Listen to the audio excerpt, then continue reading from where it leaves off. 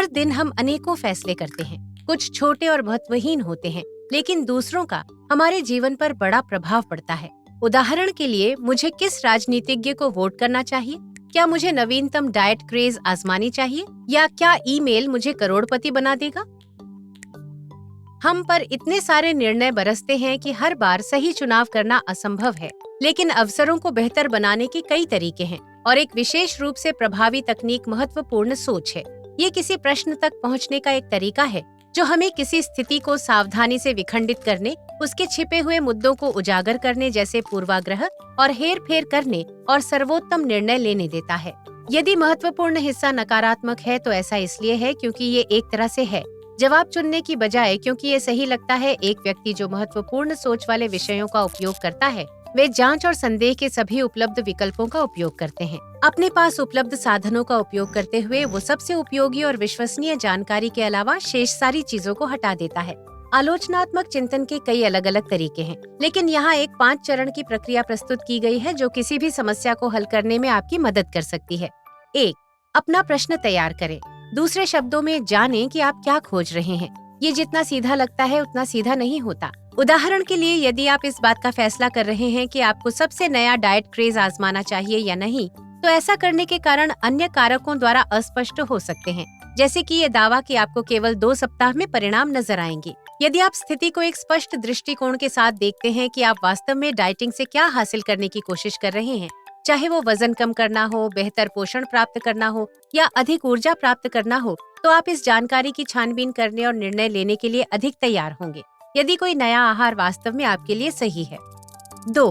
अपनी जानकारी एकत्र करें। आपके प्रश्न को स्पष्ट रूप से समझने से आपको ये निर्धारित करने में मदद मिलेगी कि प्रासंगिक क्या है। यदि आप आहार पर निर्णय लेने की कोशिश कर रहे हैं, तो किसी विशेषज्ञ से सलाह लें या प्रशंसा पत्र देखें। जानकारी इकट्ठा करने से आपको विभिन्न विकल्पों की तुलना करने में मदद मिल सकती है, जिससे आप अपने लक्ष्यों को पूरा करने वाले निर्णय के करीब पहुंच सकते हैं। 3. जानकारी का प्रयोग करें, जिसके लिए आपको आलोचनात्मक प्रश्न पूछने होंगे। फैसला करने के दौरान खुद से पूछें, यहाँ कौन सी अवधारणाएं काम कर रही हैं? कौन से पूर्वानुमान मौजूद हैं? क्या जानकारी की मेरी व्याख्या तर्कसंगत है? उदाहरण के लिए, उस ईमेल में जो आपको करोड़पति बनाने का वचन देती है, आपको विचार करना चाहिए, इस परिस्थिति के प्रति मेरा दृष्टिकोण किस तरह से निर्मित हो रहा है? क्या मैं ये मान सकता हूँ कि प्रेषक सच कह रहा है? क्या ये मानना तर्कसंगत है कि मुझे धन की प्राप्ति होगी? 4. निहितार्थों पर विचार करें। कल्पना करें कि ये चुनाव का समय है और आपने ड्राइवरों के लिए सस्ती गैस मुहैया कराने के वादे के आधार पर एक राजनीतिक उम्मीदवार का चयन किया है। पहली नजर में ये बहुत अच्छा लगता है, लेकिन दीर्घकालिक पर्यावरणीय प्रभावों के बारे में क्या? यदि गैसोलीन का उपयोग लागत से कम प्रतिबंधित है, तो इससे वायु प्रदूषण में भारी वृद्धि हो सकती है, एक अनपेक्षित परिणाम जिसके बारे में सोचना महत्वपूर्ण है। 5. अन्य दृष्टिकोणों का अन्वेषण करें। अपने आप से पूछें कि इतने सारे लोग विरोधी राजनीतिक उम्मीदवार की नीतियों के प्रति इतने आकर्षित क्यों हैं? यहाँ तक कि अगर आप उम्मीदवार की हर बात से असहमत हैं, तो दृष्टिकोण के पूर्ण स्पेक्ट्रम की खोज करने से ये समझा जा सकता है कि क्यों कुछ नीतियाँ जो आपके लिए मान्य नहीं हैं, वे दूसरों से अपील करती हैं। इससे आप विकल्पों का पता लगा सकेंगे, अपने विकल्पों का मूल्यांकन कर सकेंगे और अंततः अधिक सूचित निर्णय लेने में आपको मदद मिलेगी। ये 5 चरणीय प्रक्रिया केवल एक उपकरण है और ये सभी कठिन निर्णयों को दूर नहीं करेगी। ये हमारे द्वारा किए जाने वाले सकारात्मक निर्णयों की संख्या बढ़ाने में हमारी मदद कर सकता है।